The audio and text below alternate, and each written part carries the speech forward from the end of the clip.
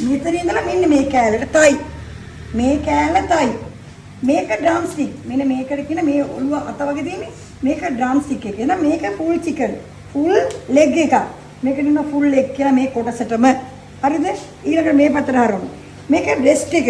මේකට බ්‍රෙස්ට් කියලා කියනවා. බ්‍රෙස්ට් දෙකක් තියෙනවා. හරියට මේක දැක්කුවට පස්සේ මේ පැත්ත එකයි මේ පැත්ත බ්‍රෙස්ට් දෙකයි. ඊළඟට මේකත් අර වගේ මේ තියෙන වින්. වින්ස් කියන්නේ තටු. එයාගේ අත් දෙක.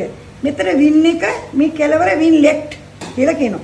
මෙන්න මේ කෑල්ල ගලවලා මෙහෙම මෙතන මේ ගැලෙව්වොත් ඒ ජොයින්ට් එක අරගෙන ලොලිපොප් හදන්න පුළුවන්. අනිත් පැත්තට කරකවලා මේකේ කෑල්ල දාලා එක කකුලක් මේ එක නැට්ටක් අයින් කරලා ඉතුරු කෑල්ල අරන් ලොලිපොප් එකක් හදන්න පුළුවන්.